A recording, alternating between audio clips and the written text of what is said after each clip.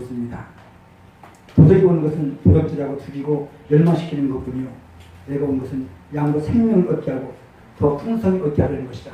아멘, 아멘. 예수 믿으면 그냥 아무것도 필요 없고 돈만 받으면 된다. 이것이 아니에요. 우리 생활에서도 풍성한 생활을 할 수 있도록 주님께서 은혜를 내주십니다. 어떤 분들은 예수 믿었기 때문에 죽을 병에서 고침받는 사람이 있고, 어떤 분은 가난한 가운데서, 정말 가난한 가운데서 예수 믿고 엄청난 부자가 된 사람도 있지 않습니까? 어떤 땅콩 박사라고 하는 것을 여러분들 들어보셨을 거예요. 그분은 땅콩만 재배했던 분인데, 땅콩만 재배했는데도 세계적으로 유명한 벌부가 됐어요. 많은 거부들이, 재벌들이 모여서 회의하는 중에 그 땅콩 박사를 앞에 세우는 것은 어떻게 땅콩 한 가지로 이렇게 부자가 됐습니까? 라고 물어본 적이 있습니다. 그는 나는 땅콩 가지고서 재배하는 가운데, 그냥 나는 평생 땅콩밖에 더 알겠습니까? 그러나 기도하는 가운데 말씀을 보라는 거예요. 말씀을 읽다 보니까 땅콩에서 과자를 만든다, 혹은 약을 만든다, 기름을 짜라, 엄청난 것이 나오더라는 거예요. 필요할 때마다 기도하면 과자 만든다. 과자도 몇 가지입니까? 땅콩으로 만든 과자들이. 기름도 있잖아요. 약품도 있잖아요. 그런 것도 하다 보니까 자기 손을 거쳐서 그런 것이 이루어지게 되니까 엄청난 부자가 되거든요. 우리는 하나님의 방법보다도 더 앞선 것은 아무것도 없습니다. 오늘 우리에게 주시는 이 말씀같이 우리 예수 그리스도는 우리에게 영원한 생명도 주시지만 이 땅에 살면서도 풍성한 삶을 살 수 있는 은혜도 주심을 기억하시기 바랍니다. 아멘. 다섯 번째, 참된 섬김의 본을 볼 수 없었을 것이다. 이거 무엇입니까? 참된 섬김의 본을 보인 것. 예수님께서 이 땅에 오신 것은 내가 섬김을 받으러 온 것이 아니라 섬기러 오고 싶다 했잖아요. 그리고 실제적으로 제자들의 발을 씻어주시면서 그 중에 제자 중 제자는 나는 내 발 멋있으니까 멋있습니다 하잖아요. 여러분들, 다른 분들이 여러분들 건강할 때, 다른 분들이 여러분들 발 씻어줄 때 그런 일 당해보셨습니까? 세조씩 말고 그냥 보통 때. 몰라요. 우리 윤 목사님 내가 발 씻어줄게 하면 아이고 손 대지 마세요 할 거예요. 윤 목사님 저를 한다 해서 아이고 손 대지 마세요 할 거예요. 감히 손 갖고 어떻게 제 발을 저런 발을 그렇게 들 거예요. 그 모습으로 예수님이 그랬거든요. 예수님 씻어준다니까 베드로가 아니 내 발 멋있습니다 하잖아요. 아니 보신다. 내가 너의 발을 씻을 수 없으면 너와 나와 상관없다. 내 전지를 씻어달라 하잖아요. 베드로. 그러나 다른 데를 씻었지만 이제 발만 씻으면 된다 하고서 그 발을 씻어주면서 너희들 이와 같이 하라. 저는 옛날 어느 단체에서 이런 세조식 그런 저기가 프로그램이 있었어요. 장로님들 쫙 앉아서 수건 두르고 다 물고 기도하더니 발을 씻어주더라고요. 아유 얼마나 죄송하든지 제발 씻어주는 그 프로그램이지만 얼마나 게임이죠. 프로그램인데도 그렇게 죄송한 거 있죠. 근데 제자들이 말하는 주님이신데 주님이 제자들 발 씻을 때 얼마나 마음 조이면서 이걸 하는데 안 돼 있었을 거예요. 씻어주는 그 자체보다도 이와 같은 모습으로 산다. 섬기는 마음을 가지고 살아가는 모습을 보이셨잖아요. 이런 섬김의 감동은 예수님 안 오셨으면 있을 수가 없지요. 그냥 대접을 받아야 돼요. 마땅히. 그래야 세상이 돌아가는데 예수님 오시고 나서부터는 대접이 아니라 대접을 하는 사람으로 변화되잖아요. 오늘날 교회들도 마찬가지예요. 대접할 때 그 교회가 부흥하기 시작하거든요. 우리 교회도 12년 전 원래 지금 우리 교회에 들어오려고 했는데 무슨 조건이 안 맞아요. 그래서 안 들어간다고 딱 그만뒀거든요. 그것도 이제 인천 서구교회 몇 개 교회를 돌아다녔어요. 850평하고 450평 이제 돌다가 선교사가 그 베트남에서 마침 왔어요. 제가 교회를 다른 데 옮겨서 짓든지 또 지어진 교회를 들어가는 것을 알고서는 목사님 그러지 말고 교회를 베트남에 하나 지으세요. 그러면 하나님 주십니다 그러더라고요. 왜냐하면 그 우리 설교회 최아무개 목사가 한 150명 되는 교회인데 열심히 일하니까 그런 가운데 우리 같이 나랑 같이 셋이서 그 성교사 셋이서 이 아가페 선교회를 세워 나왔거든요. 지금 그 교회 그 선교회가 벌써 베트남에 지은 거 256개입니다. 지금 12개를 지금 새로 짓고 있고 허가를 받은 것이 있어요. 근데 그때 당시만 해도 그런 것이 없었잖아요. 근데 그 교회가 교회 짓기 시작하면서 이제 하는데 자기네 그래도 2층 교회면서도 교회를 2개가 지은 거예요. 베트남에다가. 그때만 해도 2천만 원 지었습니다. 벌써 25년 전 일입니다. 그렇게 하다 보니까 그 교회에서 일어난 일들이 그 옆에서 얼마 안 된 교회인데 지하실에 크게 이제 600평이니까 꽤 크잖아요. 꽤 큰 그 교회에서 목사 뭐라 한 거예요. 활발하게 기도하고 전도하고 선교하니까 무조건 와서 이 교회 맡으세요. 위에도 3층이 져 있고 본당은 밑으로 자고 아주 크게 있고 3층, 2층, 1, 2, 3층 사무실을 되어가고요. 그렇게 해야 교회가 이라고 부르자고 지금은 이제 저쪽 수지 쪽, 용인 쪽, 용인 수지 쪽인가요? 지금 한 4, 5층인데 그 교회가 새로 지어가지고 비전교회, 남성 비전교회라고 아마 고속도로 이제 차 타고 가다 보면 보일 거예요. 교회관도 따로 있고 그걸 알고서 우리 선교사가 나고 했더니 교회 하나 지으라는 거예요. 알겠다고 회의 한번 하자. 임시 재직회를 열었습니다. 우리가 교회 옮기려다 못 옮겼는데 이럴 바에 우리가 교회 하나 지읍시다. 깜짝 놀래요. 저 베트남만 하나 지읍시다 했어요. 제가 베트남 처음부터 왔다 갔다 했었으니까. 야, 비용은 얼마가 됐든지 지창하는데 참사하는 사람, 받는 사람 다수각으로 정했다. 정한다. 지창하는 손주들 전체가 다 손드는 거예요. 제가 45명 다 손들어요. 진짜. 그 다음날 가지고 근데 베트남에 지는 시간에 베트남 옆에 라오스 있잖아요. 베트남은 지금 지어진 거 그때가 18개가 지어졌어요. 그때 당시. 이제는 베트남 말고 라오스에 짓자고 라오스에 갔는데 라오스에 그때 대통령 선거 때문에 못 들어오게 하더라고요. 소리사가 있는데 그것은 지금 연락할 때까지 기다리시는데 서너 시간 기다리다가 그때는 대통령 선거 기간 동안은 외부에서 일체 못 들게 합니다. 또한 성경을 못 들게 합니다. 그럴 바에야 여기 왔었으니까 우리 교인들이 그때 한 10명 왔었어요. 베트남에. 그럴 바에 우리가 베트남 산중이라도 짓자고 산중에 들어갔어요. 들어가서 마침 한번 보자고 가봤더니 산에 올라가니까 기둥들 한 1m씩 기둥 세우는 집 위에다가 집을 지어놨더라고요. 그것도 학구방 집같이 그런 집도 지어놨어요. 각종 짐승들 이런 것들이 벌레들이 있으니까 오히려 올려놨어요. 그런 데다 집 짓자예요. 좀 한심하더라고요. 이런 데 말고 좀 딴 데 좀 해갖고 그 돈 한 2천만 원 갖고는 못 짓는다는 거 이제 저는 호치민에다 지으려고 했는데 알았다고 그곳에 갔죠. 가서 거기 이제 거기서 이제 복음 전하는 그 베트남 성미산 베트남 주민이죠. 주민인데 그 이 성미산이 잘 아는 그분에게 말했거든요. 교회 지을자를 알려고 왔거든. 그 다음날 거기다가 교회 일단 기공 예배를 드리고 그리고 왔죠. 그 후로 와서 그 후로 한 8개월쯤 후에 이제 준공 예배 드리고 갔거든요. 단층으로 해갖고는 한 45평 단층으로 해서 딱 지어놨어요. 모처럼 그 동네에 그런 건물이 하나 생기니까 그 동네 모든 행사를 거기 다 한다는 것입니다. 그만한 건물도 없고 빤스한 교회도 없으니까 모든 행사는 다 한대요. 무슨 교회 일 아니고서도 모든 행사를 다 거기서 한대요. 그 교회가 지금은 그 교회에 앉아있는 사람들이 250명. 그 교회는 더 크지도 못하잖아요. 23명 예배인데 250명 예배드리고 있고 그 후로 우리 교회는 또 다시 이제 다른 데 빈던이라고 하는 거기는 호치민에서 가깝습니다. 여기는 라오스로 가려다가 왔기 때문에 그 호치민이 꽤 멀어요. 호치민 가까운 빈던이라는 곳에다가 교회를 한 8천만 원 주고 지었죠. 5층으로 지었는데 그렇게 짓고 나니까 한국가 가야 할 길을 알려주시고 지금도 그 교회는 본교회가 본교회 건물이거든요. 그 교회에 들어가게 하셔서 하고 있습니다. 남을 섬기려고 할 때 하나님 더 많은 걸 주시더라고요. 남을 섬기려고 할 때 그들의 믿음이 성장하고 베트남 한 번씩 갔다 와서는 베트남에 이제는 60명씩 1년에 60명씩 신학생들을 입학시켜서 졸업시키는데 3년 공부거든요.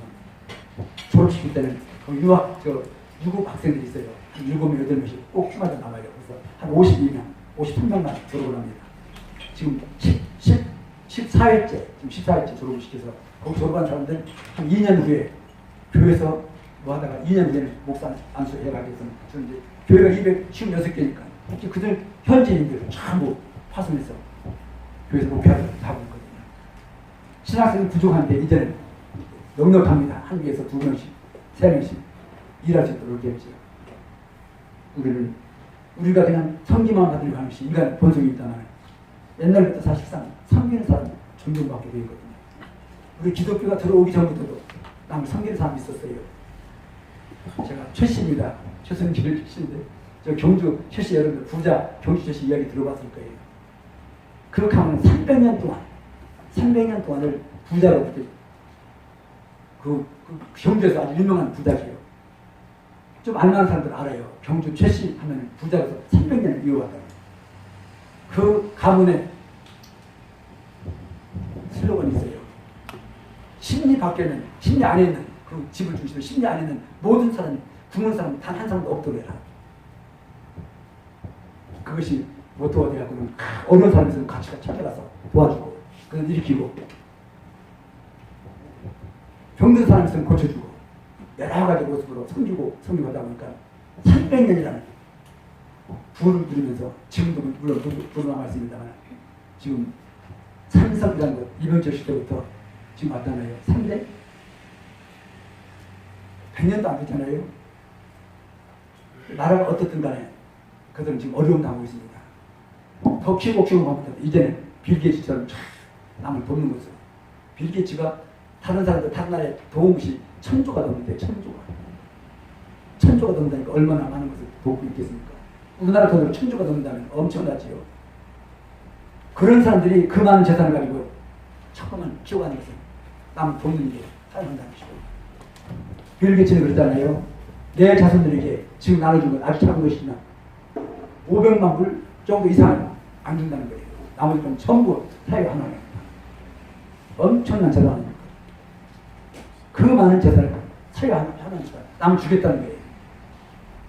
우리는 대대로 나만 있으면 된다는 식으로 가난했기 때문에 그렇게 살아왔지만, 주님은 남 섬기는 것을 으뜸으로 삼겠습니다.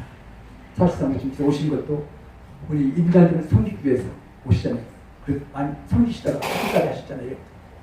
내가 죽어야만 인류가 산다는 그 믿음으로, 그런 믿음 우리에게 주심으로 우리가 이와 같이 예수님 때문에 영원한 나라를 소유하게 되었고, 예수님 때문에 우리도 그 용기를 가지고, 그 믿음을 가지고 남에게 전달하는 자가 되지 않습니까?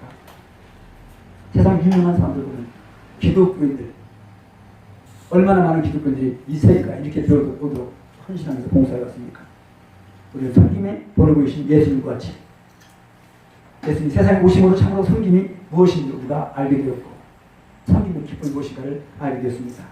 그럼 6번째, 임종하는 자에게 누가 소망을 줄 수 있을까? 즉 죽어가는 사람에게 누가 소망을 줄 수 있을까? 조금 전에 제가 전화 왔잖아요. 금방 엊그저께 지난 토요일에 제가 중앙대병 갔다 왔어요. 우리 교회 권사인데 뽑아놨는데 알아보시더라고요. 그분 유독하다고 전화 온 거예요. 전화 끊어버리니까 또 급하게 또 온 거예요. 저 끝나고 나서 물어보니까 지금 이제 인사불성으로 그냥 준비하겠다는 거죠. 병원에서. 그렇기 때문에 어떻게 할까 상담을 하고 전화했대요. 토요일에 가서 그랬어요. 권사님 듣긴 하더라고요. 말을 못해도 토요일 지금 뽑아놨으니까. 보면서 몇 개월 됐거든요. 근데 거기 가면은 아무나 들어갈 수 없도록 되어 있어요. 중환자실 아니고서 시간마다 딱 정해져 있거든요. 근데 그 시간, 들어갈 만한 시간에는 제가 바빠서 못 갔었는데, 토요일 날은 땀을 다 젖히고 갔었죠. 우리 부모님하고 같이. 그런데 저를 보더니 눈물을 쭉 흘려요. 말을 못하고. 말을 못하지만 듣잖아요. 나도 보고 싶었습니다, 권사님.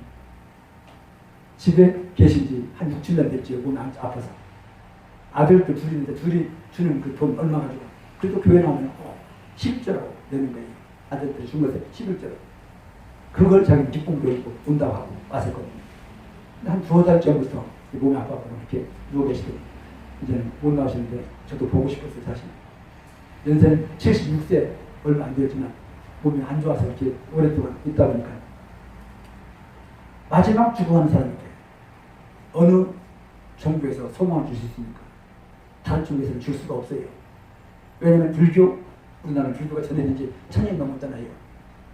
불교의 석가모니도 마지막 죽으면서 그의 제자 무릎에서 머리를 빼고서 죽으면서 사람 죽으면 아무것도 아니다. 아무것도 아니다. 제로라고 제로. 공자는 어떻게 했습니까? 공자는 그의 제자가 선생님 사람 죽으면 어떻게 될까요? 물어볼 때 이 사람아 살아서 다 모르겠으면 죽어서 일까지 하나. 그게 이 공자의 대답이에요. 세계에서 가장 유명하다는 종교 불교의 석가모니가 죽으면 아무것도 아니라 했었고, 윤리와 도덕을 가르쳐선 공자 그 또한 살아서도 일 다 모르는데 죽어서 일까지 어떻게 하는가. 그것이 인간의 도덕이다. 우리 예수 그리스도는 하늘에서 오시잖아요. 하늘에서 오신 분은 아무도 없어요. 오직 예수님밖에. 나는 하늘에서 왔다 할 사람 아무도 없어요. 어제는 신세기에 대해서 나오더라고요. 이만희 씨. 그가 그 모습이 나오는데 이단이라는 것이 확증된 것이 뭐 자기는 뭐 14만 4천 명 되면 모든 14만 4천 명이 죽지도 않고 뭐 영원한 날 그렇게 해왔는데 자기 자신이 죽게 됐다는 거예요. 병들어서 이러고 있고 후인자를 또 생각한다는 거예요. 아니 죽지 않는 후인자가 무슨 필요 있겠어요. 영원한 날 한다면. 꼭 누가 똑같냐면 옛날에 진시황이 그 얘기 하잖아요. 진시황.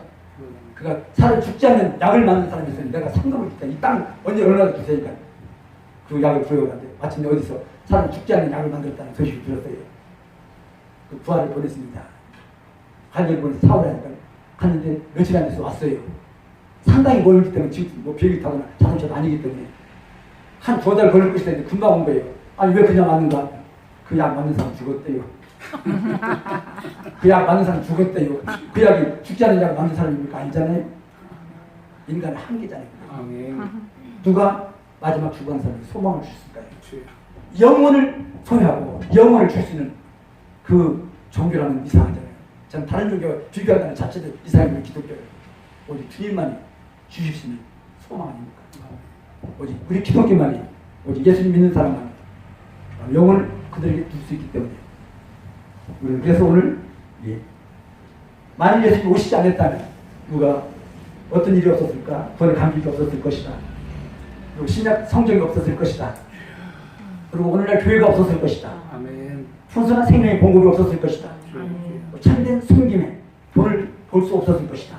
그리고 인중한 자에게 소망을 줄 수 있는 사람이 없을 것이다. 아멘. 여기 계신 모든 분들은 우리가 바로 영원한 소망을 가지고 있기 때문에 그 소망을 다른 사람에게 전해야 되지 않겠습니까?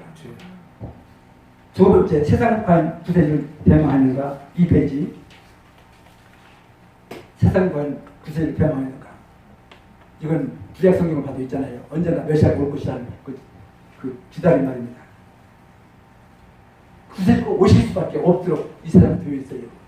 이미 창세기부터 하나님 그걸 계획하고 계시거든요. 근데 그때가 언제냐는 것이지. 근데 인류 역사상 십자가만큼 참혹한 사형치병 일은 없었다는 거예요. 예수께서 십자가 상에 달릴 때 몇 시간 달리셨었죠? 6시간. 십자가 상에 양 발에 못 박히고 양손에 못 박히고 그것도 부족해서 창으로 활을 찔러서 물과 피를 흘리고 무려 6시간 그 쬐약볕에서 공중에 달렸습니다. 요즘은 병원에서 이제 안락사에 대해서 어느 정도 그 법으로도 그걸 정한다고 그래요. 서로 가족과 그 병원 측 혹은 법에서 이렇게 어느 한계 내에서 이분은 돌아가실 수밖에 그렇게 할 수밖에 없습니다. 왜냐하면 가족들은 보고 싶어서 한다지만 본인이 고통 중에 있는데 썩어 들어가도 썩다고 말 못하고 아프다고 말 못하고 근데 우리는 우리만 좋다고 그냥 와서 어머니 계세요 아버지 평안도 아니잖아요. 이것은. 그래서 안락사를 이제는 오늘도 허용한다는 그런 말이 있어요. 제 친구 양창삼 박사가 있어요. 아마 들어보실지 모르겠어요. 그 친구는 책을 한 120권 썼죠. 그 어머니가 4년 동안을 그 장모님이 4년 동안을 식물인간으로 병원에 있었거든요. 병원보다 처음에는 병원에 갔을 때 그 아들들이 내 친구의 이제 처남들 둘이나 아웃사드니까 위독하니까 코에다 찌꺼기를 탄소한 거예요. 병원에 집으로 모셔왔는데 그 4년 동안 아주 믿음 좋은 권사님이거든요. 그 권사님의 남편은 대구 경북대학교 총장했었고 그 이사장도 총장했었고요. 그런데 4년 동안 있다가 2년쯤 됐는데 그때 말이 열렸다는 거예요. 그렇게 믿음이 좋은 분인데 그 딸한테 양 박사님 사모님이죠. 얘야 나 죽으면 천당 갈 수 있을까? 2년 동안을 교회도 못 갔잖아요. 예배도 못 드렸잖아요. 찬송도 못 들었잖아요. 그냥 누워만 있었으니까. 그러더니 다시 눈 감더니 그 후로 2년 동안 죽었다고 돌아가셨거든요. 지금 한 4년 전에 돌아가셨습니다. 그렇게 고통 중에 있고 아무것도 모르는 채 그 신앙생활 어려서부터 신앙생활 했던 분도 누워서 아무 말씀도 안 들으니까 나 죽으면 정말 천당 갈 수 있을까? 물어보더라고요. 여러분들 아마 세례요한을 기억할 수 있을 거예요. 테러왕이 외칠 때는 어쨌습니까? 예수님이 그 앞에 지나가실 때 보라 세상 죄를 지고 하는 하나님 영이로 하나님 어린 양이라고 했잖아요. 예수님 보고서 알았어요. 영적으로 확 올랐을 때는. 근데 감옥에 들어가서 있을 때 그때는 들려오는 소리로 야 그래 하면서 제자 들어와서 있을 때 내가 아직도 다른 분을 기다려야 된다 물어보러 전에 외칠 때는 세상 죄를 지고 하는 하나님 어린 양이라고 외칠 때는 몰라. 감옥에서 영이 시부가 날까요? 영적인 생활을 차지하게 되니까 자기 그런 말 나올 수밖에 없는 것이 인간이거든요. 우리는 과연 알게 모르게 내가 과연 죽으면 어디 갈 것인가 하는 것 때문에 우리는 대한민국 구세를 기다리고 있었던 것입니다.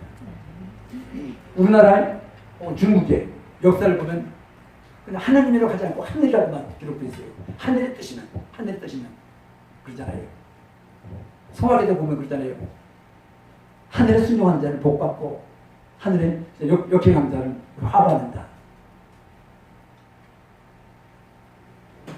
순천지복, 역천지하, 지화. 그 하늘을 피조물로 생각하지 않고 그 하나님으로 생각했던 거예요. 세상 사람들 그렇게 할 수밖에 없잖아요.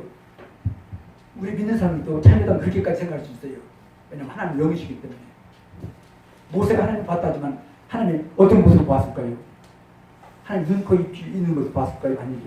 하나님 영이시기 때문에 모습을 볼 수가 없어요. 다만 대면했다라고 하나님 말씀을 드렸지만 대면에서도 하나님 얼굴을 보지 않았거든요. 얼굴 우리가 생기질 않았어요. 그렇다고 누구 무엇과 같았을까요? 다만 앞에서 나온 음성 아니면 하나님이시구나. 우리 윤 목사님이 저기 전화가 왔어요. 안 보고 목사님 알잖아요. 그 옆에서 누구야? 윤 목사님. 안 봤잖아. 안 봤어도 윤 목사님 알잖아요. 하나님 우리에게 말씀하시는 거예요. 누구야? 내 눈은 안 보지만 하나님.